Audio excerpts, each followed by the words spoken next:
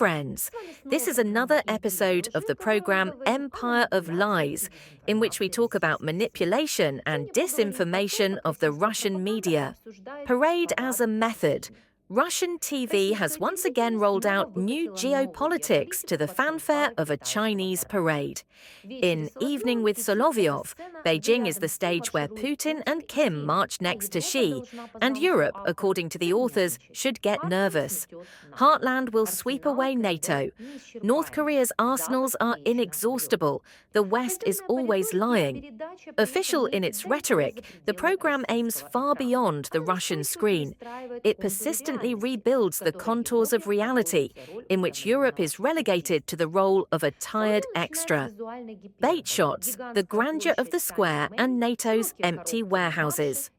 Soloviev begins with visual hyperbole, the gigantic Tiananmen Square, the wide boxes on the march, a technological spectacle as an argument of force. Then comes the usual bridge to the war in Ukraine. NATO does not have the necessary volume of weapons, while nearby are the unopened arsenals of North Korea, many years of production, factories buried underground. At the emotional level, two hooks work here: a sense of inevitable power, mass, discipline, drum, and the promise of a cheap victory. We have it, they don't. The program needs a picture of no alternative. The West is exhausted. The Moscow-Beijing-Pyongyang axis is ready. But from geopolitical considerations, it is obvious that we are now witnessing such a systemic clash with NATO countries, which, like a fool, are trying to tell the world majority how it should conduct everything. That Heartland will sweep away NATO. Just firepower. And the level of technical stuffing that they will demonstrate, we have experts who will talk about this. And they will say, okay, I am in no way taking away your bread. You understand this much better than I do. But it is clear that NATO is on friendly terms. It is no coincidence that after this Trump's phrase was heard, addressed to exit, that containing Russia and China. And with what and how? This is such a serious question. You can't really contain them with financial skills and Hollywood. You can't wage a war with the capitalization of large, beautiful companies engaged in real estate. Something completely different is needed there, including raw materials and materials. By the way, including rare earths. Legitimization of the DPRK as a military partner. The leitmotif of the episode is the normalization of North Korea's military leverage.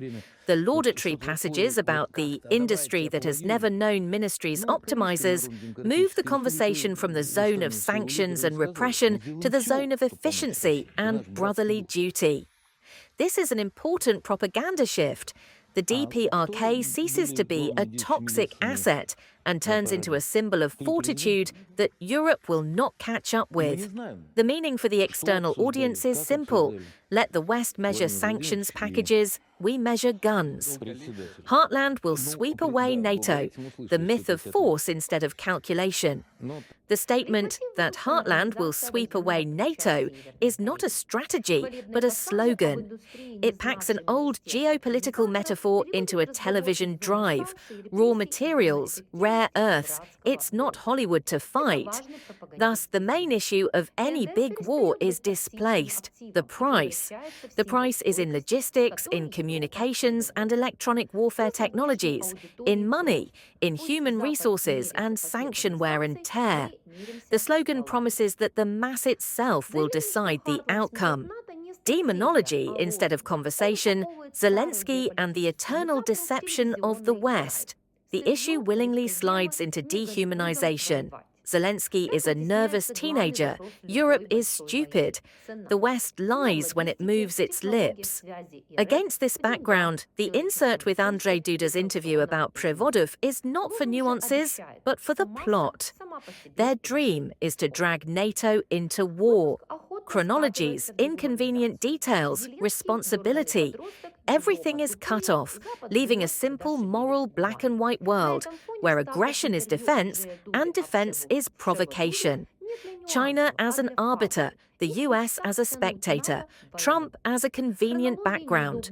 The plot about containing Russia and China, with a sarcastic note that you can't wage a war with Hollywood, is needed to contrast the real continental powers and the paper West. In this construction, China is the adult in the room, the US is a nervous observer, Trump is a card that can be turned any way you like. Sometimes he is irritated, sometimes powerless, sometimes supposedly ready to rebuild Europe. It is not he who is important, but the effect. Europe must see itself as a dependent decoration for someone else's plot. A meeting is possible, but the technique of the unattainable for dessert, Putin's compromise formula about a hypothetical meeting with Zelensky, never ruled it out. Then, a legal labyrinth. This is a typical technique of an unattainable goal. The door is ajar, but the corridor is strewn with conditions that will not be met in advance. This is sold to the domestic audience as constructiveness, to the external audience as we are ready, but... You were on the program Empire of Lies. See you soon.